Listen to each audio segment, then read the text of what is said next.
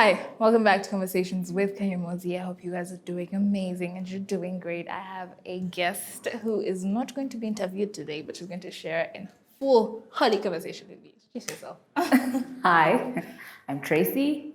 I'm Tracy. I'm 23. I just finished uni, so I'm a lawyer. And yeah. Are you those many serious lawyer things? Or No. I think I saw a TikTok on how someone is being discriminated for being a lawyer who loves social media and all of these different things.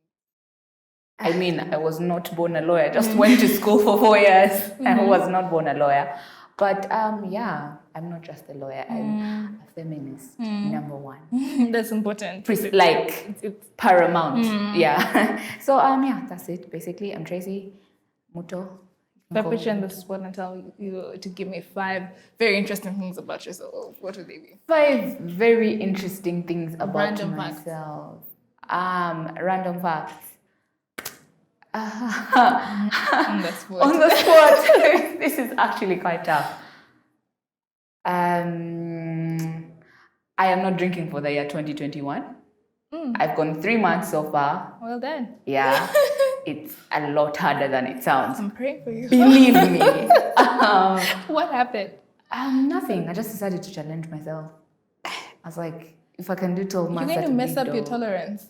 I know. Think about it. I know, but I was like, if I could do 12 months, that would be really cool. And I know somebody who's done it before. I was like, you know what? You have to start again. You have to reset your body for tolerance. It's okay. I just want to reach December 31st and be like, yeah, I'm a Ugandan and I could do this. Okay, the next Yes. one. So, 4 other random facts. I think because I'm not drinking, I don't have a social life, which is sad. Because our social life is literally built in shots. Goes to say a lot about us as a people. But there's literally nothing else to do in Uganda apart from eat and then go and drink.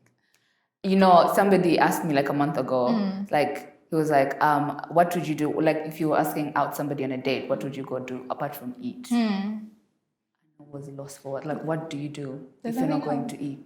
There's literally nothing else. Like, do people go hiking in Uganda? Wait. Where exactly? I mean, you'd have to take a whole trip to be able to hike. True. There's actually no. I think we should do a podcast episode on looking for things that random fun things to do in Uganda. The third thing. Third thing. Random interesting thing. Guys, I'm not that interesting. Shoot. Be fun too. I'm not that interesting, I swear. What? I promise you I'm not that interesting. Okay, I'll let you go today because I really did put you in the spot. Okay. Anyway, the plug for this week is an album, which is Rick Hassani's latest album, and it's called The Prince I Became. I really, really love a lot of the songs on the album where he's just, expressing his growth as an artist. There's a lot of love songs, there's a lot of sensual songs, and then there's songs that choose violence. Tracy, what's your favorite song on the album? Obviously, violence. Obviously, Thunder Fire You, because it honestly sounded like he was coming from a painful place. A deep place. Like he someone was played sleeping on a wet pillow. I died. Pain, yes. So obviously, Thunder Fire You, it was very amusing. I think I heard Thunder Fire You when a friend played the album, and I was like, both. And I think at the time I was lying to someone's Shelby. I was like, you know what, let me find Jesus because the thunder that's gonna come and collect you. My favorite songs actually have 2. Body Conversation. It's very sensual. It's very guys, romance and love. Guys, I love romance. Like, find me. Look at me. Is that not a recipe for pain? It's okay. I'll sing Thunder Fire You after the album's got me. It's got me. Cool. And then All My Love as well. I really love. And also Your Kind of Woman because he's like singing to me. Okay, just he's singing to you, yes. Anything that has love in that specific album is where it's at. This album actually has gospel as well. Yeah, it does. It's like multifaceted. I really, really love his work with that. The gospel was a wonderful surprise because it's like towards the end. Yes, it's like the last few songs. Yeah. There's also an interlude where I think his friend affirms and prays for him. Yeah. So that it's fantastic. Check it out if you haven't. It's a pretty dope album. Now get into the plugs. The gist. The gist for this week is Derek Jean, who is he's a pastor. Is it Jean or is it Jackson? Isn't it Jackson? So why is the X in the end? I don't know what to say about that, but as he's, he talks about himself in third person a lot. So I keep saying Derek Jackson. I thought this man was like, I don't want to say mad because that may be ableist. No, but like jokes aside, he's not okay. I don't think he's fine. Like toxic, whatever he is aside, he's not okay. No, I think that these guys are in the dark place, they're in a sunken place. So basically, what the gist is this gentleman who is a relationship counselor and he's an author as well. He wrote a book on how to treat women right, treat women better or something like that. He's also a pastor apparently. And he just helps women, make the right choices with men. What do you mean? They can It's the 1K for constant. Is that the embarrassing? That is fact. So they had for constant. They will embarrass you. So the one thing, there'd been rumors that he was cheating on his wife. So he shared a video where he was explaining how he had cheated on his wife and in detail, and he's holding that chick's hand like, minus the social distancing. Yeah. He's holding the chick's hand like this, and she's working through it. And immediately, I just want to say, she didn't look like she was present. She didn't look like she was in the moment. What were your thoughts on the video? She looked absent-minded. But then I don't understand because people were commenting about how, she's in a bonnet. She knew she was going to go on live. She should have dressed up. Dressed up for what? You've just been humiliated. You cannot put on your makeup. To be humiliated. First of all, why is she in the shot? Like, what? Anyway, so I genuinely did not think that she was present in that moment. Then later on, she goes on to share, and I think people have talked the life out of this, so we're going to save you. But today specifically, she shared a video where she says, God, save Christian women. I'm praying for you guys. Anyway, but she says she's wearing a bonnet of armor, and she's in a battle, and she has victory over sin, and it reminded me of fighting the enemy. But the enemy is her husband. That's the exact tweet. Like you're saying God's weapons formed against our marriage shall not prosper, but the weapon is your husband. In this case, Derek Jackson is the weapon of their marriage. He's the one who's like the whole situation is a big fat mess. In conclusion, men will embarrass you. No, men will honestly disgrace you and your family and everything and your friends. You stand for. No, like honestly, like the first time I saw the video, right? Like everybody was commenting about it, and then I bookmarked it. I'm like, I'm going to watch this later. Yeah. And then when I come back to it, I'm like, you're lying. It can't be. You're like, this can't be. It can't be a real thing. And then, okay, honestly, yes, I've not been married, so I'm not one to judge. I don't know the intricacies of like what's going on in their marriage or what exactly happened. But I mean, if your whole message, if your whole brand is built on healthy relationships, and then you come out and say, I feel like he's just trying to save his brand. Yes. And I feel like he's probably guilted her into thinking, everything that we have thus far and everything we've built is based on a certain message. And it's going to go crumbling down if we do not back it up, right? She's in bondage. She's in a sunken place. I'm really sending love and light out. There's so many people who, I know I discuss this on my show, and my co-host feels like she's to blame, but I constantly think women are not to blame for men's mistakes and men's selfish decisions.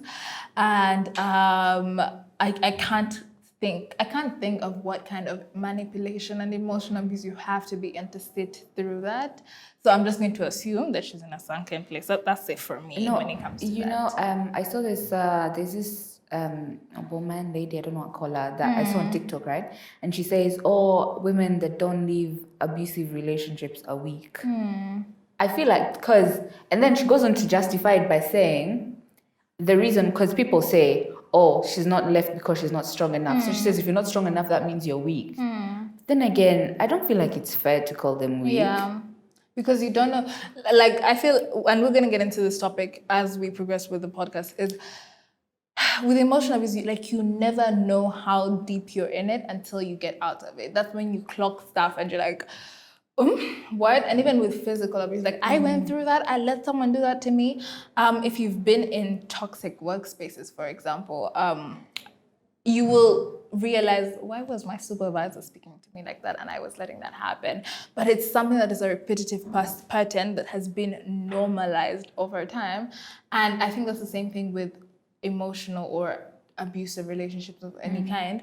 It has been normalized over time that you don't necessarily, you don't know how to get out.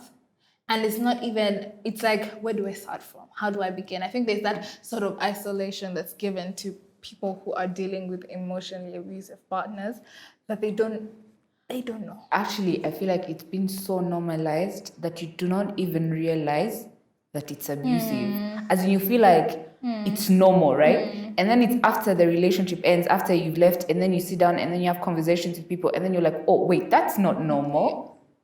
I feel like, and you don't even realize that this is a problem. Yeah, I agree. And that's how people end up, like, you just create a situation where you're surviving on bare minimum. Like, oh, at least he doesn't hit me. What? Crazy. It's a facial reactions for me. It's a facial reactions for me.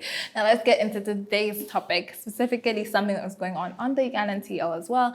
I think I live on Twitter too much, but it's a force of habit.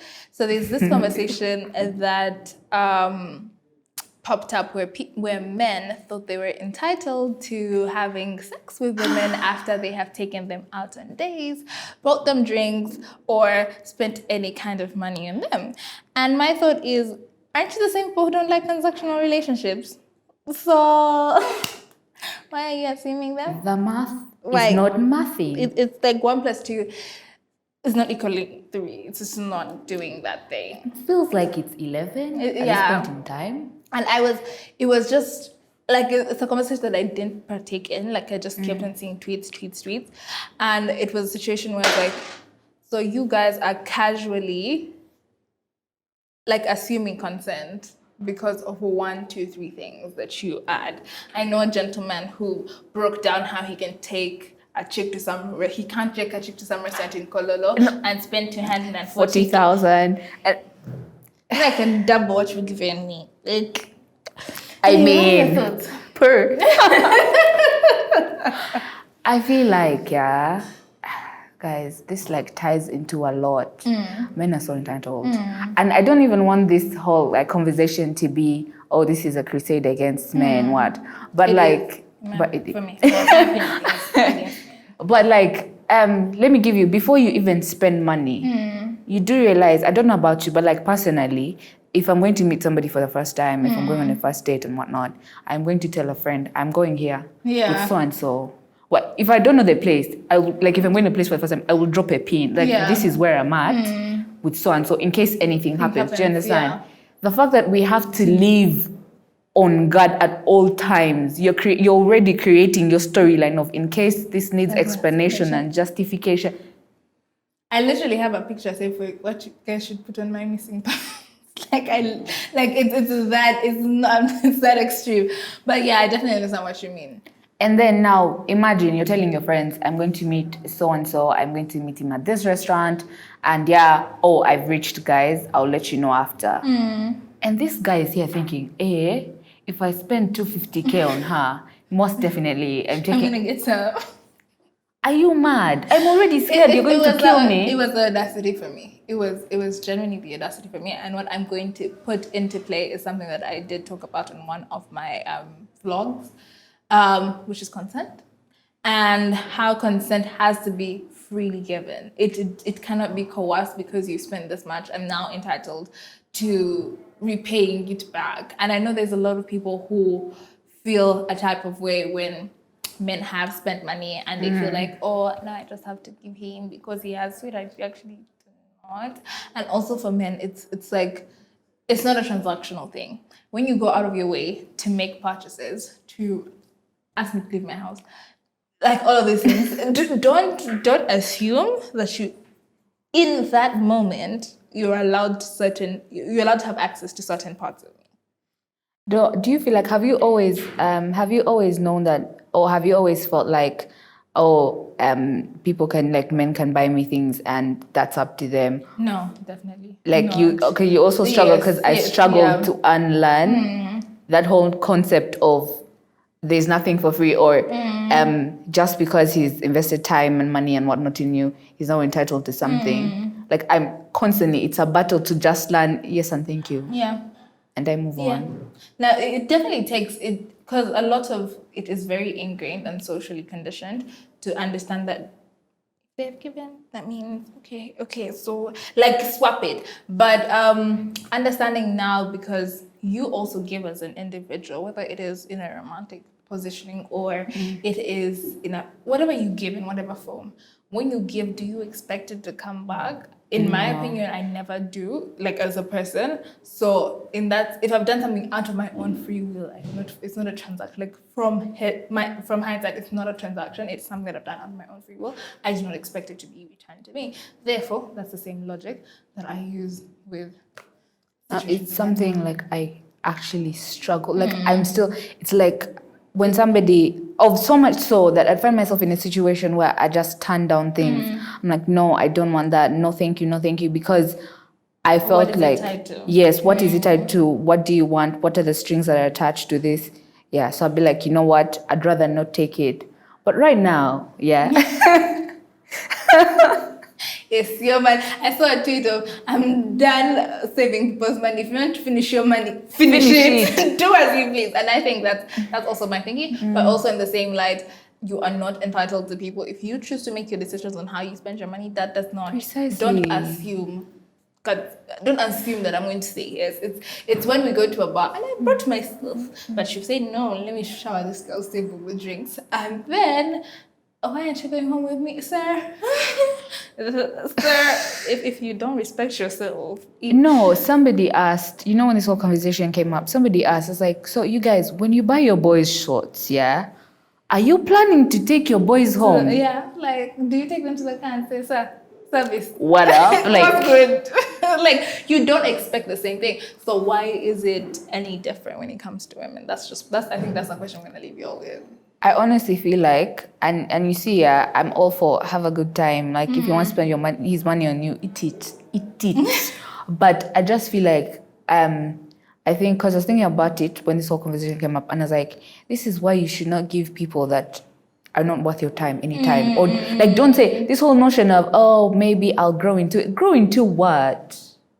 Like, and if your soul has said no, just don't. If you know that this person is not for you, and you're like, as in there's this whole thing where a chick can say, oh, you know what, yeah, let me first eat some kamani. Bro, that's, like, I feel like we should just protect. I hate to say this. I hate that society has conditioned us to think or to believe that we always have to protect ourselves. But just avoid them. Because these guys are mad, And I saw someone say, it's funny how you guys were 2 seconds ago shouting, oh, happy Women's Month, happy Women's Day, yet you can't.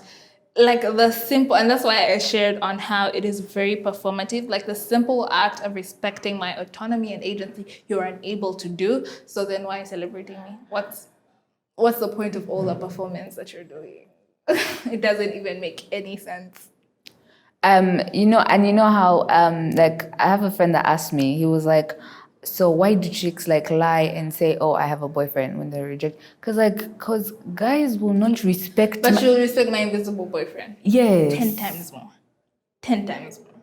As in, and that's why every time like one of these topics comes up, they'll say, oh, that's somebody's sister. What do you mean? That's a human being. And in that, right?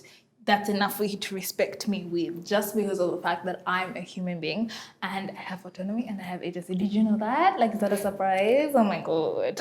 Crazy. So, I'll clip that. Then, the next topic we're talking about today, in light with realizing Derek Jackson situation, and also a YouTube channel that I watched where she shared about emotional abuse in friendships as well. I just want to talk about emotional abuse. What would you define it as? Emotional abuse is very many things, I think. It's, I feel like it's making somebody, the way I understand it is creating a situation in a relationship, any type of relationship, be it romantic, friendly, family relationship, where somebody is not there completely out of their own will and you get autonomy. Like either they feel like they're indebted to you or there's a sense of guilt. The moment guilt pops up in a relationship, you're not supposed to be there. I just feel like it's a lot, and I feel like it's so wide that sometimes people can think you've only been the victim, but when you analyze the whole situation properly, you've actually been a perpetrator of emotional abuse. Yeah, that makes sense as well. Because it can be something like as simple as if you have to guilt somebody for them to do something for you. I know a friend shared how she'd wanted to break up with her boyfriend and he said he's going to commit suicide. I'm sorry, what? I was like, now I don't understand the dynamics because I'm the type of person who be like, love and life, see you in heaven. Please. But I can never understand like the fear of having, especially if you know maybe your person had, you know, mental health issues and all these different things that could actually trigger suicide. I can't imagine like because I broke up with this person, that they're dead. But the term But staying because somebody. Exactly, and that's emotional abuse that I don't think people understand. But again, that's all the way to the extreme, and it can manifest in different ways. Emotional abuse is a way to control another person by using emotions to criticize, embarrass, shame, blame, or otherwise manipulate another person. For friendships, what do you say? What do you think it manifests as? Friendships. Okay, let me see, because I'm going to try to either draw from personal experience or to draw from things that I've actually seen. I feel like if you... Oh, now you know like how right now we're adults, right? Yeah. We have friends, we love our friends, but we're not going to do the everyday thing. We're not in high school. Yeah, like this. Life is lifing. You get? We're trying to adult. There's not enough time. It's taking us by the throat. You get, and then so this whole situation of where people, I don't know, I just keep being drawn to guilt, but where people guilt tripping you because you're not able to be there on a daily basis, or you know, like I feel like in friendships, and maybe I have been guilty of it as well. It's where you feel like, oh, maybe this person is no longer in my life the way I want them to be. And then you start feeling bad. And then I have actually lost a friend like that. Of the felt like I was not partaking in their life as much as they wanted me to. And then when they talked to me about it, I apologized, right? I apologized. I'm like, I'm sorry. Life is taking me, but I'm sorry. Fast forward 3 months, same thing happens. They bring it up again. But then I'm just like, if the only thing you know how to do is criticize me, what are you doing about it? Do you understand? You can't be the receiver, the taker in all aspects. It's a give and take thing for every relationship. So I don't know. I feel like with friendships, I don't know how, because I'm a girl's girl, right? I don't know how people do it with friends of the opposite sex. But if that ain't the truth. But with my girls, like especially right now, oh my God, shout out to my friends, I love them. But with my friends right now, it's been a step-by-step process of we'll sit down and we'll say, you know what, guys, I don't like A, B, C, and D. Or if somebody is doing some fake thing, wait, people won't bring it up. And then it will just be when we're all together and they say, oh, by the way, I don't like this. Yeah, man, I don't like this. And then the person will try to work on it. But yeah, this whole adulting thing and friendships, it's taken us some time to find our footing. And I feel like we are still finding our footing. Yeah. For you, how do you feel like? I think that's a good example because in one of the things that says having unrealistic expectations, it's like a indicator of emotional abuse. So be here. Be in time. I need you to be talking to me every day. I need you to be present all the time. But you're not also aware. I think also one of the things is something that I keep shouting about, especially with friendships. Like we're all dealing through different stuff. And a random thing is that everyone has some sort of like mental health struggle that they're dealing with. It could be depression, it could be anxiety, it could be it's wide. And the constant need of no, but Tracy, you have to listen to me. Tracy, my problem. Tracy, my problem. Tracy, my problem. And not for me ever thinking, oh, Tracy, are you okay? Are you in the right mindset? Yeah. So me constantly having to be a shoulder to lean and also sort of becomes emotionally abusive in a type of way. But also I like how you put yours, having unrealistic demands. I'm trying to think back to my personal experiences, but I think people take the trash takes itself out when it comes to friendships in my life. So maybe before it has materialized. But one thing I could say could be maybe someone who self-doubts. Like, and for me, I think I'm gonna speak more in a relationship type of thing when we get into it a bit later. But someone who creates self-doubt, oh, you think you can do that? I don't think so. Like, yeah, they are That's people. poison. I was just looking at Ugandan friendships, and I was like different groups of friends, and I was talking about it with one of my best friends, and I was like, how do people do these friendships where you guys are going to the bar, you're chilling, you're snapping, you're posting, your shots, everything, but internally you are not building each other, you're not emotionally there for each other, you're not present, you are talking about each other to other people. Are those friends though? I don't think they're friends. They're not, but like in Uganda, it's like a norm. No, but I feel like everybody knows. Like there are people who are only meeting the bar. I call them bar people. No. This is a whole actual group of friends, but like within their circle, they're very, very, very problematic to each other, and that in itself it's just completely continuously toxic. Another indicator is validate you, which is your abilities. Are you able to do certain things? So now I just have to tap into the relationship sector. One of the relationships that I had that was, I just hope that person dies a very, very painful death. I'm not choosing violence, but we have healed. I've healed. Yeah. No, it was a relationship that was one of my foundational or early on relationships, and the person was older than I was, and it was a situation where, like, my self-esteem was like, I remember when I left the relationship, I had no confidence whatsoever. But okay, when you entered it, did you have confidence? I did, but it was the type of person who was like, but like, you're pretty, so don't talk, like, don't read, don't have an opinion, I don't think you're good at that. And at the time I was really into media, but they did not want me to be in the media sector because they were grooming me. So they're like, no, if you do media, you'll be like, you know, the negative connotations that come with being in the media industry.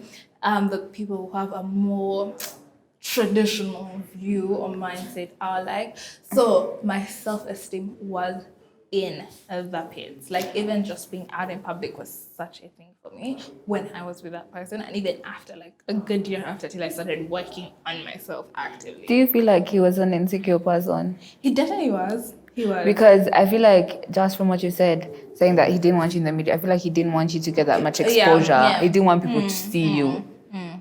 So and if I start, another thing is creating chaos. So someone who's always looking to start a fight, like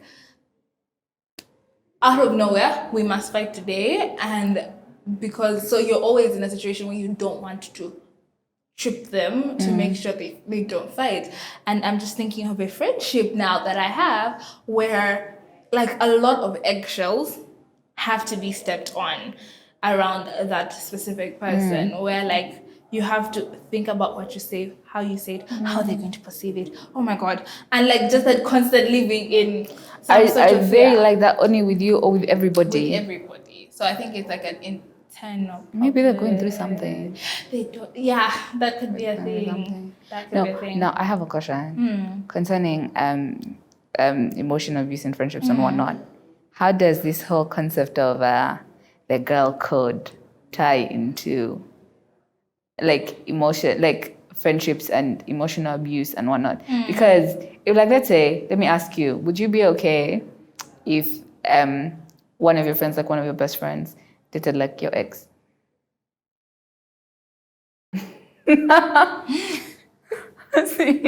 How? One of my best friends? One of your best friends. You said, but you dated the person indirectly when with me, exactly. So where are we going this back? chapter has closed for us. this is, but then you know there are people who would say, don't you feel like you're being toxic in their friendship? How? There are thousands of other people you can possibly mate with. Why this person? No, and then it starts creating doubts of like, okay, so the whole time I was with this person, Were you checking for them? That's actually a hard question. I'm not okay, guys. So if you're my friend, like, love and light. Personally, treat me like I treat you. Don't make me. I say, why? Like, we're chilling. Why choose violence? Yeah, I agree. Another thing that is an indicator for emotional abuse is also using emotional blackmail rather, where but I did this for you, but you said this, but I expected this of you, but like all these different things that actually harm and affect a person. Another one is acting superior and making me feel inferior. And the final one that I really want to talk about is controlling and isolating you, especially around people. Oh, don't. How do you feel about? Now, there's that notion where if your boyfriend is controlling, and then he loves you. So, where are you? Who are you with? Send a snap. Hey, You know Mojo, what, are you my father?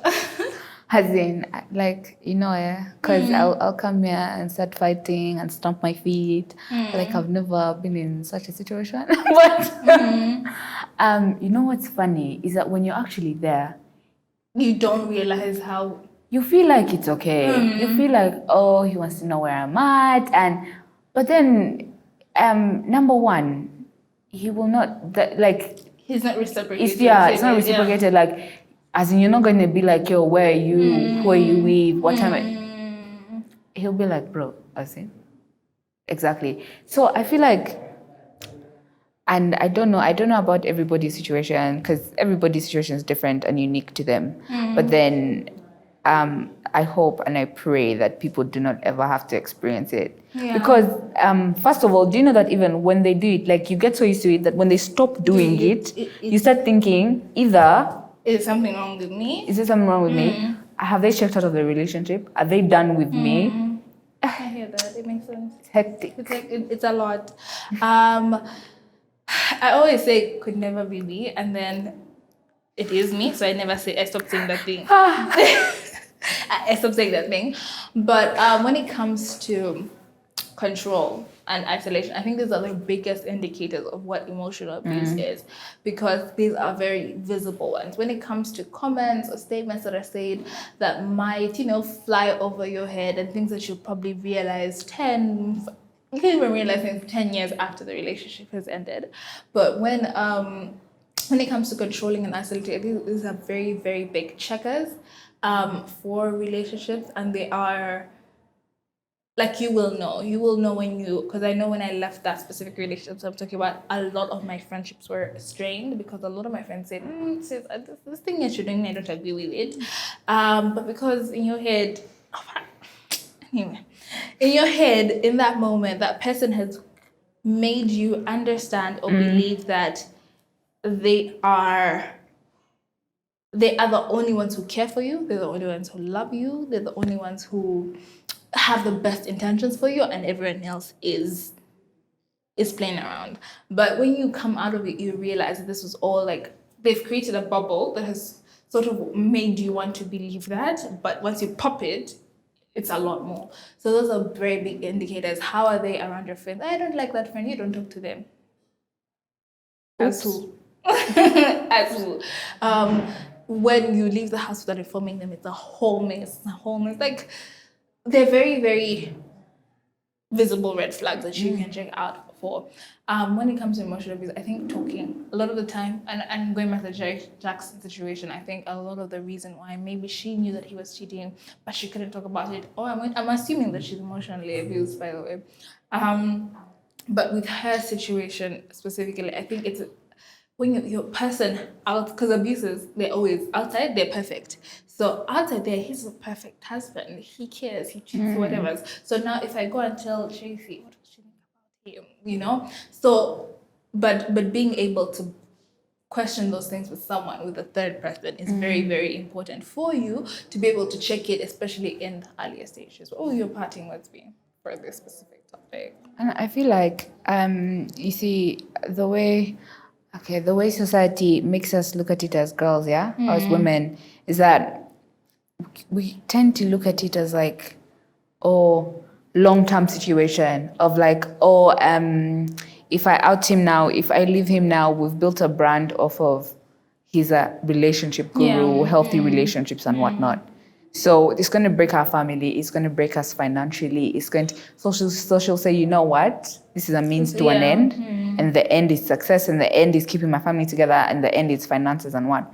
And probably because I think the rumors had come out before their interview, so I think now they're saying, oh, let's tackle it, let's get ahead of it before it ruptures and whatnot. But as chicks, like if you look at it, if you look even like at people you know, your friends, older people, the generation, our parents' generation, it's always this thing of what's society going to say? Is it worth breaking my family? Is it worth affecting our finances?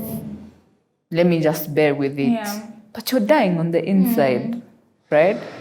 Honestly, it's just, it's a lot. And I don't like how men can get to be selfish, can get to act on impulse and do whatever they want. But while this side, chick is like, no, for my family, for my brand. Or you can even look at, oh, people look at me as a woman that has it all. My career, my family, my husband. And now I'm going to endure it all if I, I hear you. Come on, you're being embarrassed. Embarrassment feels it. Like disgrace, yeah. As in, you know, the worst thing. Every time, like, you know how you can want to cry, oh, I'm single, which I am very single. But you say, oh, I'm single. But then you can think about it, and then you're like, oh, I know somebody who's not single, but the whole world knows that they're disgracing her, but she doesn't know. Yeah. I'd rather be single. Yeah. That kills me when people know what's going on and you don't. Know a single thing. I can't. My two words for emotional abuse is you can always find help and you can always see the indicators. It's only when you choose not to. And I think that's But why I don't think you can always see the indicators. They always, because abusers have patterns. No, but I mean when you're in the relationship. Leave now that your soul can be knowing. Like your heart knows. Like I feel like it does. that it knows that something is not right. Yes. I feel like you can know when a situation is not healthy for you. I feel like when you like if you're constantly fighting, like if there's a lot of instability in the space, like there are indicators that you yourself you will emotionally know, or there are situations where like you here seated here, you're like, this thing of controlling me is okay, an X, but you get into the relationship and it's maybe somehow in the middle you find that it's something you're tolerating, but internally your prior values would not. So those are like indicators and personal checkers that maybe you can go back to in that regard. Yeah, true. But I feel like if you've never known peace, or if you've never known, like, let's say you did not grow up in a family with the best, if you've never known peace, how would you know that what you're experiencing is not? That's true. That's actually very true. Sorry, take it back. But it's important for us to create, what is it called? Support systems that can also be that third eye for us in that moment. And also being, what is it called? It's hard for people who are in love to listen to other people. So also just being very intentional about wanting to listen to other people sometimes. And sometimes it might not be a thing, but sometimes if it's someone who truly loves and cares for you, and you know in the past would be doing this out of their... Have you ever tried to talk to somebody in love? And backfired in my face. Okay, no, it has never backfired for me, but have you ever been the one in love who they're trying to talk to? Yes. And you ignored, right? I ignored, but at least when they did speak about it, I saw it, right? I was like, love and light. Like the situation. Yeah, I know what I want. At the time, I was like, God-fearing one. My God, I pray. Father God. Anyway, in conclusion, you can always find help. You can always come out of the situation. It's also just a point of I think educating yourself as well could be like if there are things that you have questions about, finding where to answer those questions from. Like from your friends and whatnot. Yeah. True. Like, I feel like this is happening and I don't know how I feel about it. Sis, it's a red flag. I think support systems are very important, and this is just find your people who can nurse you back into a healthy place. When you say something like find people who can nurse you back, I feel like you're delegating. Like I feel like this whole path of recovery, it's like 95% on you. Like, yes, you can. Yes, if you want to heal. Yeah, like if you want to genuinely heal, because when you start bringing in other people into your journey, you kind of start leaning on them. They become more like This is true, but I'm not sure how they say what crutch, like a crutch, yeah, right? Yeah, I like understand that, but also have you been in like okay, maybe I as an individual feel better when I have some sort of cushioning. Oh, Well, yeah. they're not exactly like the only things, but on the days when I have failed 100%, I failed to work it out myself. Having someone to say, I'm feeling today, I just need a hug, or I'm feeling to just help me work through this in that type of way. Just having those people who I can call on in that moment is very vital and important to me. very true. Very Okay. true. Thank you so much for watching Conversations with Him. We shall be having men on the podcast the next month.